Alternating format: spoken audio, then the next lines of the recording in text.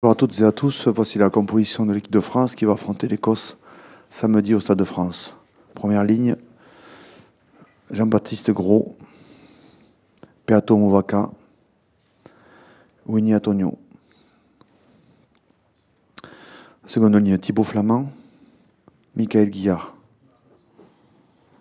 Troisième ligne, François Cross, Paul Boudéan, Grégory Aldrit, capitaine. Charnière, Max Lecu à la mêlée, Romain Tamac à l'ouverture.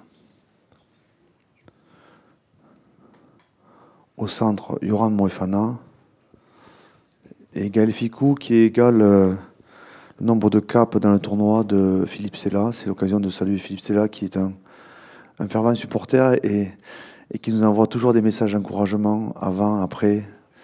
Et j'ai été touché par ces messages après le match de l'Irlande. Il était incroyablement touché, j'imagine aussi. Donc ça permet de saluer Philippe qui est à Agen à ce moment.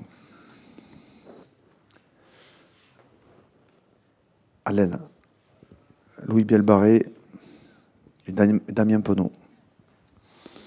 À l'arrière, Thomas Ramos. Julien Marchand, finisseur, Cyril Bail et Dorian Aldeguerri. Associé à Hugo Radou, Emmanuel Meafou, Oscar Gégou, Anthony Gelonche et Nolan Le Garec. Voici la composition de l'équipe qui affrontera l'Écosse samedi.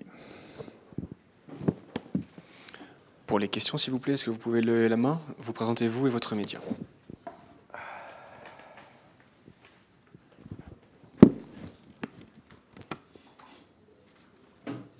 Tiens, Florian, tu peux faire passer la Willis. Bonjour Fabien, Wilfried Templier, MC Sport. Vous reconduisez encore une fois le banc 7-1. Qu'est-ce qui vous a guidé là-dedans? L'Écosse n'a peut-être pas les mêmes caractéristiques que l'Irlande, donc qu'est-ce qui vous a convaincu de continuer dans cette voie? C'est surtout par rapport à nous et par rapport à nos performances. Donc c'est une composition d'équipe de performance. Tout simplement. Voilà. Tout simplement, il y a pas de, on n'a pas préparé un banc par rapport à l'Écosse. On a surtout préparé une composition d'équipe à 23 et non un banc, surtout à 23, une composition d'équipe à 23 pour performer samedi.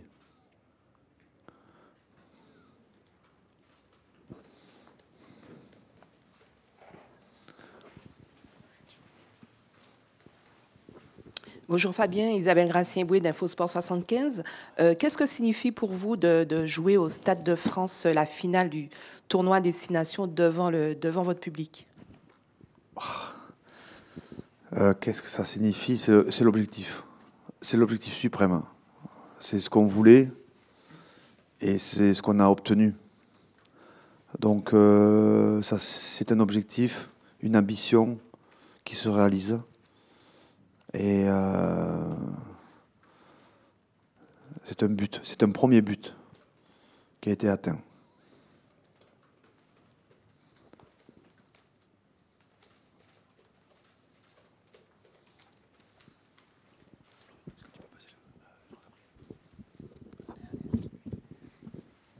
Oui. Bonjour Fabien, Jean-Gabriel Bontingue du Parisien.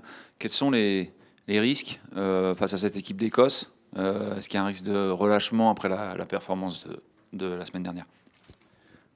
Lorsqu'on joue un match du tournoi, le risque il est permanent. Tous les adversaires sont en capacité de gagner les matchs.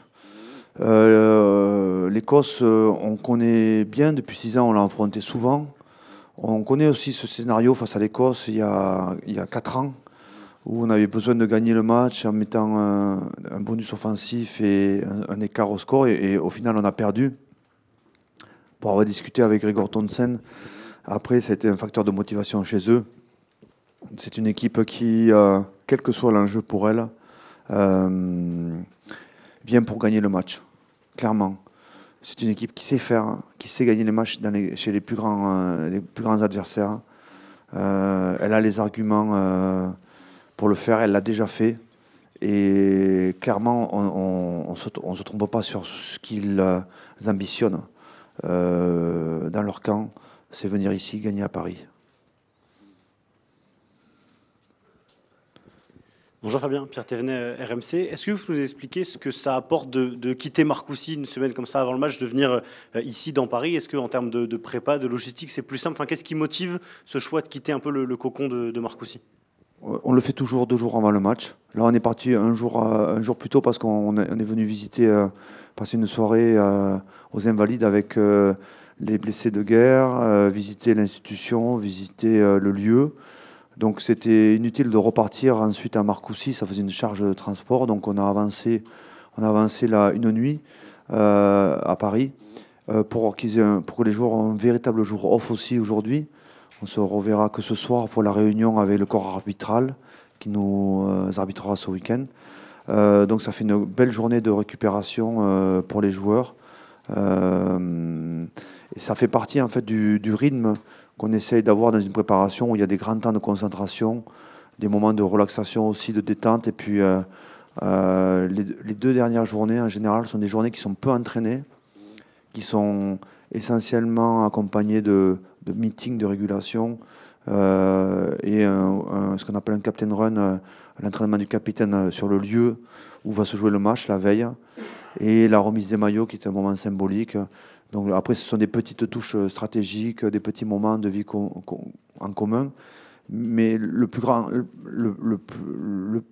important à ces moments-là, c'est la récupération, la régénération pour être prêt à 21h samedi soir. Bonjour Fabien, c'est Eric Chasseur pour RTL. Est-ce que vous avez la sensation, depuis le retour de l'Irlande, qu'il y a quelque chose de changé dans l'équipe de France, dans l'état d'esprit, dans la façon d'aborder ce dernier match? Et je vous avais posé la question avant le match contre l'Irlande, est-ce que vous pensez que ce match peut être un tournant? Le prochain ou celui-là? Le précédent. En fait, je me souviens de votre question, j'avais dit que depuis 60 matchs, chaque match était un tournant en fait. Et chaque match avait un enjeu qui était lié à ce qu'on appelle un test match. Parfois, ils rentrent dans des compétitions qui sont référencées comme le tournoi Destination ou la Coupe du Monde. Parfois, dans des tournées où là, on a du mal à dire ils ont gagné la tournée. Donc, ensuite, si on fait un bilan de victoire, on arrive facilement à voir la performance sur les victoires. Ensuite, sur un bilan de compétition, est-ce qu'on peut dire ils ont gagné la tournée? Ça ne se dit pas trop. Hein. Il y a le tournoi Destination qui offre un vrai classement et la Coupe du Monde. Donc, pour cela, pour vous répondre, on attendra la fin du match et les résultats. Et on pourra vraiment parler de cette compétition. Ensuite, s'il y a quelque chose qui a changé depuis la victoire en Irlande, je dirais que sur le fond, non. Sur le fond, vous savez, dans les victoires, il y a beaucoup de vérité, mais il y a parfois des mensonges. Et dans les défaites, il y a beaucoup de vérité, mais il y a parfois des mensonges. Donc sur le fond, non, parce qu'on est sur la même dynamique depuis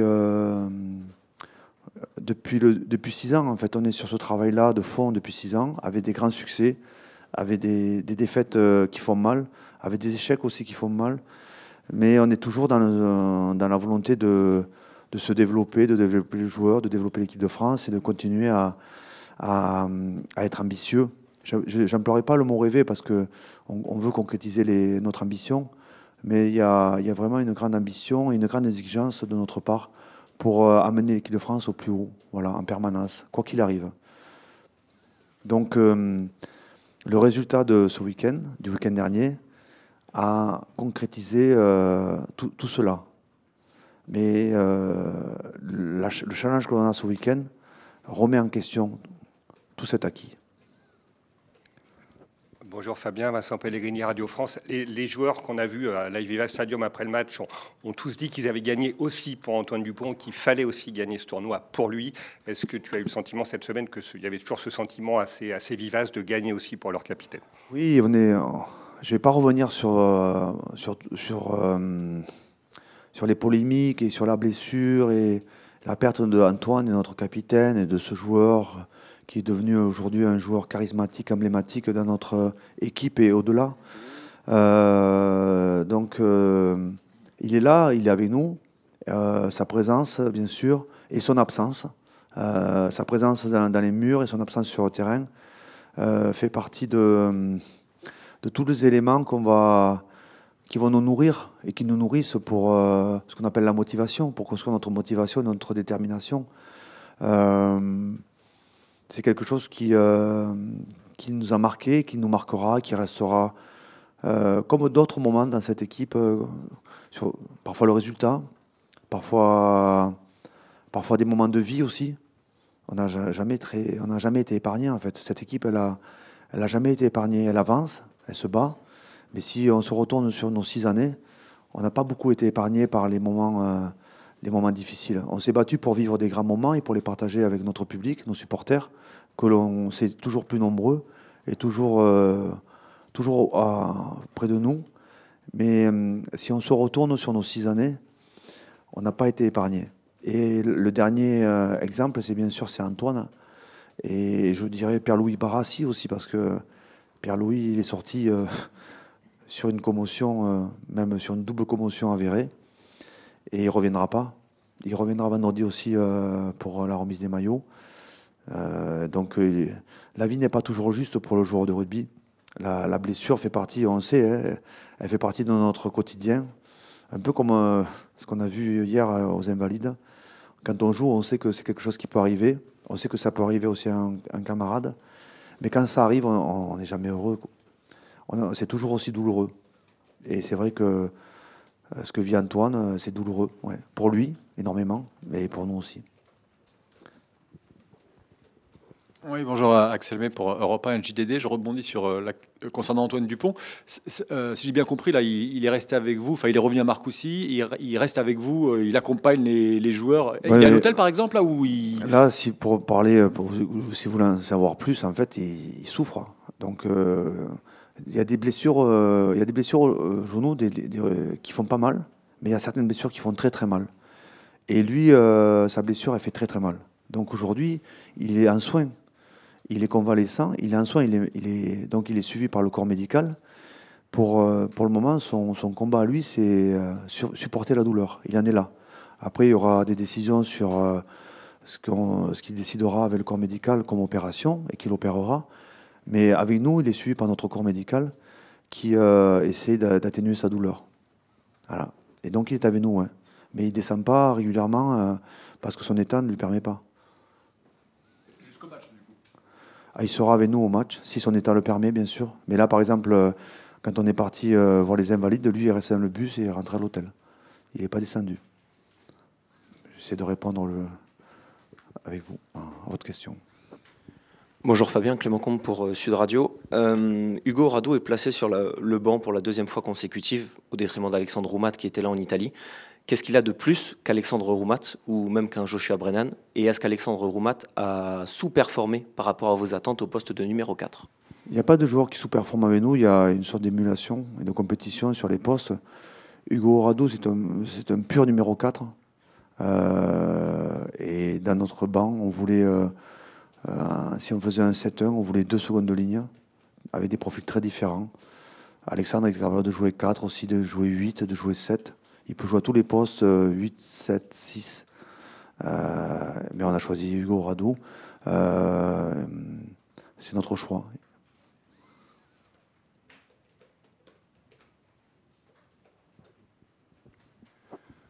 Bonjour Fabien, Florian Sonnen, AFP. Pardon. Vous avez changé ou vous allez changer? Non, AFP, pardon. Je sais pas pourquoi. Vous avez des contacts? Ma question est sur la présence. Vous êtes sur le marché. Vous allez prendre la place à Wilfried? C'était la radio que j'écoutais quand j'étais petit. Ma question est sur Gaël Fickou et sa titularisation. Comment est-ce que c'est son premier match sur le tournoi des 6 nations? Comment est-ce que vous avez géré son retour de blessure et sa remise en forme? Et comment s'est fait le choix par rapport notamment à Nicolas Deporter qui était réserviste, il me semble, en Irlande et pas Gaël Fickou? C'est comme la question précédente, ce sont des choix qui nous appartiennent. En il y avait challenge entre les deux joueurs éventuellement. Il y avait aussi une autre possibilité que vous n'avez pas citée, que je ne partagerai pas, mais il y avait une autre possibilité pour organiser notre ligne de 3/4. Gaël a repris maintenant depuis 4 semaines. Il a fait 2 matchs avec le Racing, un à moitié et l'autre plein. Et Gaël fait partie des joueurs qui sont automatiquement aujourd'hui dans le groupe France.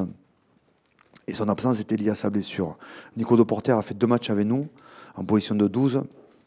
À la fin du tournoi, il performait énormément avec son club de Bordeaux. Il a en plus l'avantage d'être souvent associé à Yoram. Donc il avait aussi des arguments. On a challengé les 2 possibilités. On a décidé que ce serait Gaël. Fabien, Nicolas Lepelletier pour le Monde. Au vu de la performance de Maxime Lucu la semaine dernière en Irlande, est-ce que le choix de le reconvoquer pour samedi s'est imposé ou est-ce qu'il y a une réflexion quand même qui a été menée pendant la semaine ? La réflexion, elle est tout le temps menée sur les joueurs. Mais quand un joueur est capable de sortir une prestation comme ça, il est impossible, sauf si on lui dit on fait une rotation. Mais vu l'enchaînement et vu qu'on joue ce match avec un enjeu, il est impossible de sortir les joueurs qui ont performé aujourd'hui en Irlande. Automatiquement, il y a quand même dans le choix de la sélection la performance. Et Max, il a répondu présent, sans aucun doute. Bonjour Fabien, Frédéric Bernès de l'équipe. Une question sur Thomas Ramos qui va sans doute battre le record de Frédéric Michalak samedi. Il ne manque pas grand-chose pour y arriver. Est-ce que tu peux revenir un peu sur son parcours ? Il a mis du temps à s'installer. Est-ce que c'était une question il a mis du temps à te convaincre à toi ? Moi, je dirais que s'il a mis du temps, c'était son chemin.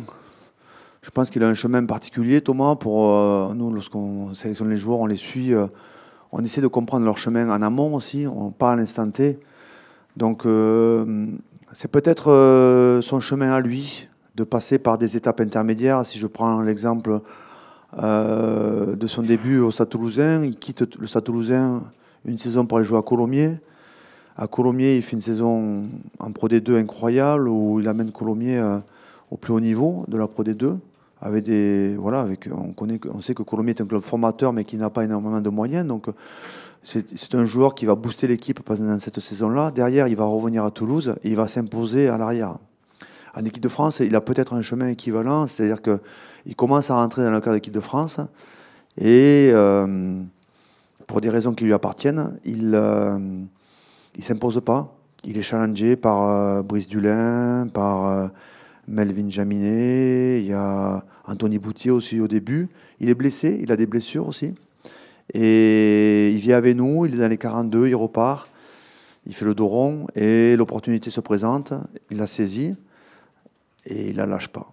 Donc ça ressemble à son chemin, à Thomas, c'est un superbe chemin, je veux dire. Mais plutôt que me convaincre, j'emploierais le mot se convaincre à soi-même.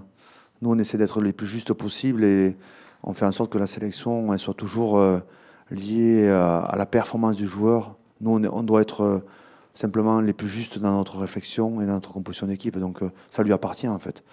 Toutes ces sélections, toutes ces performances et peut-être ce record de points marqués, c'est à lui qu'il les doit essentiellement et à ses partenaires. Est-ce qu'il y a quelque chose qui vous protège d'une certaine décompression, une assurance, quelque chose qui a été tellement dans le rugby français ces dernières décennies? On pense aux Coupes du Monde 99, 2003, 2007, après de grandes performances, et on réfléchit à ça quand on sort de ce match contre l'Irlande. Est-ce que vous avez l'assurance de ça ou voilà, quelque chose comme ça? En plus, je les ai vécues ces périodes-là, donc j'étais sur le terrain. Donc, il faut être vigilant. Il faut être vigilant parce qu'on est des latins.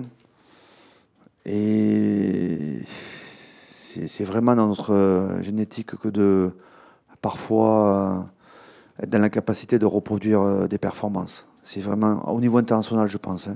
Je ne parle pas du niveau national. On sait que face à nous, ce sont des nations britanniques, anglo-saxonnes, qui se préparent très différemment, qui sont en capacité d'enchaîner les performances après des contre-performances, qui sont capables de faire des performances puis des contre-performances, mais toujours avec un niveau d'intensité qui est égal. Nous, c'est spécifique à nous, c'est particulier. Il faut qu'on soit vigilant. Et c'est vrai que j'ai toujours une alerte, et j'ai toujours un warning là-dessus. Et je ne lâcherai pas les joueurs là-dessus. Donc, on peut être heureux, on peut être satisfait de ce qu'on a produit, mais on peut pas se permettre à un moment de se mettre dans cet état que l'équipe de France connaît, qui l'empêche de monter encore un cran plus haut. Il faut être vigilant. Oui, Fabien, un mot sur Greg Aldrit qui retrouve le titre de capitaine. Ça n'a pas toujours été facile, notamment dans le tournoi l'année dernière pour lui à ce poste-là. Comment tu juges son évolution sur cette année? Ça lui appartient aussi. Hein. C'est la capacité à se remettre en question, à se poser les bonnes questions et à travailler dans la bonne direction et de trouver les solutions pour redevenir un joueur performant pour l'équipe de France, un numéro 8 qui nous contrôle le jeu, qui contrôle le jeu de l'équipe, qui contrôle le jeu de l'équipe adverse, qui est en connexion avec les décideurs, c'est-à-dire les animateurs de la défense et les animateurs de l'attaque. C'est son rôle, il doit le tenir. Et aujourd'hui, il le tient. Et il a fait le travail nécessaire pour rectifier des choses qu'il avait besoin de rectifier pour redevenir le joueur qu'il est et qu'il veut être aussi.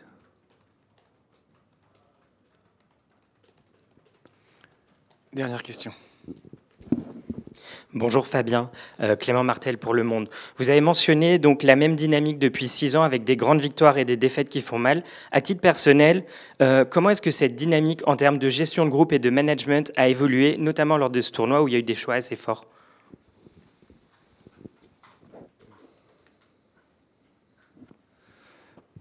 Là, ça fait une question, il faudrait presque 1 heure pour y répondre.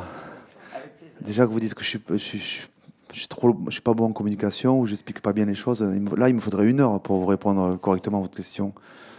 Je pense que c'est à titre personnel, bien sûr. Donc, c'est une mission qui oblige à donner le meilleur de soi-même et à se remettre en question quasiment en permanence. C'est une mission qui oblige à travailler en groupe et en équipe. C'est-à-dire, quand je parle d'équipe, je parle du staff. Donc, une écoute très, très, très importante du staff et la capacité à mettre une organisation autour de soi qui permet à chaque membre du staff de libérer tout son savoir et toute sa vision. Ensuite, être en capacité d'écouter, de recueillir et de faire la synthèse de tout ce travail qui est énorme, vu les compétences qui sont autour de moi. Et ensuite, c'est les transmettre à l'équipe. Je dirais que si cette première étape est bien réussie, ce que j'ai peut-être parfois pas bien fait ou pas assez bien fait, mais en tout cas, je m'y attache depuis 6 ans. Si cette première étape est bien réussie, alors elle se transmet naturellement au groupe de joueurs qui, eux, profitent de la puissance qu'on peut leur apporter dans la préparation. Mais sachant que, à titre, c'est vrai que la victoire est le seul gage de performance chez nous. On a une obligation de performance qui est là. Mais parfois, dans la défaite, on a aussi des critères de performance qui ont été atteints. Seulement, nous, on doit gagner. Et c'est mieux quand on gagne. Donc, je dirais, pour répondre et pour faire une synthèse à votre question, à titre personnel, c'est une fonction qui oblige en permanence à être meilleur.